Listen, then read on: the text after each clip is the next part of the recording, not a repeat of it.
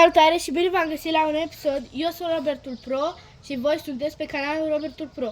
Astăzi vă voi arăta dribbling, cum ar fi. Să învățați să treceți de adversar. Pentru cine nu știe, stați puțin să-mi iau mingea.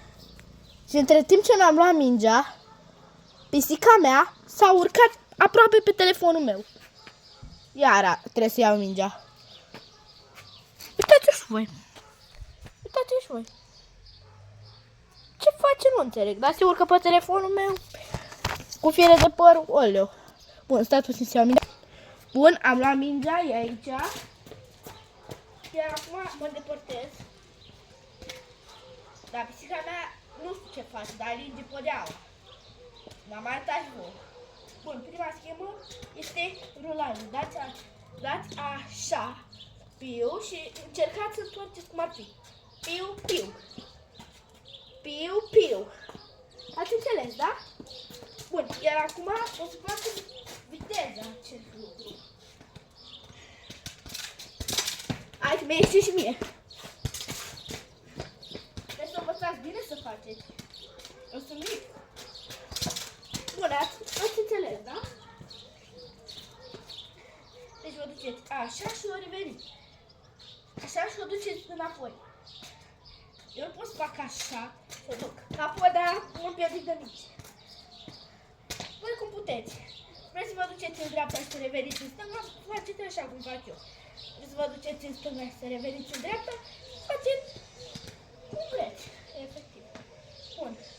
Acum iar în viteză. Și mă negruțu. Așa o cheamă cu pisica mea, apropo. Hai încă o dată să ne facem viteză. Bun, e bună. Următoarea schemă este driblingul lui Ronaldo. Acest dribbling este așa. Am făcut și o piramidă. Să vă duceți așa, speed de 2 ori, iar cu piu, piu. Urcați. Ronaldo face bicicleta de 5 ori, da? Nu puteți.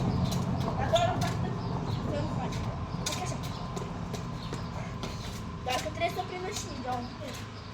Eu nu sunt expert, dar vă învăț. Bun, iar acum am viteză. Vreau să fac nici eu nu înțeleg ce vreau. Am făcut de 4 ori, dar mai bine să de 2 ori. Dar nici eu nu înțeleg. Mă duceți după situație.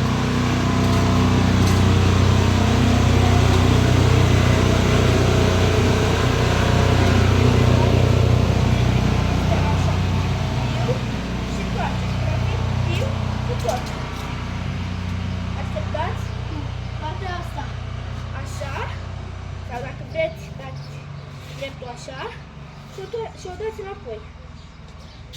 Adică piu, piu. Bun, iar acum am viteză. Vedeți cum se vede? Asta poți să păcălești până strici pe oameni. Cred că dacă vin, trebuie putea schemă de asta și pe închis. Dar să dau o săpătură. Pentru că aici e o săpătură, că mi-a pus-o mama. Ce facem în pisica asta? Bun. Bun.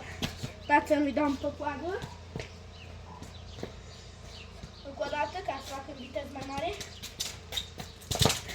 Bun, gata. Următoarea schemă.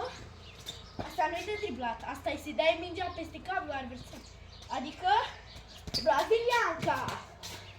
Brazilianca se face. Țineți așa mingea. Stai puțin că pierd mingea. Țineți așa mingea cu picioarele tare. Piciorul stâng în față. Sau dacă voi vreți să dați cu dreptul să se ridice mingea peste cap, dați cu dreptul. Eu dau cu stângul că mi-e mai ușor. Și aruncați mingea așa și piciorul o să se ducă și piciorul. O să se ducă. Stați că fac cacofonie aici. Ridicați piciorul și după lăsați mingea și dați cu stângul sau cu dreptul. Și uitați cum iese schema. Dați puțin să mi-l pun.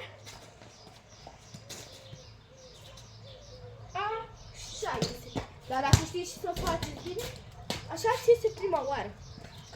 Așa vă este prima oară când îți faci.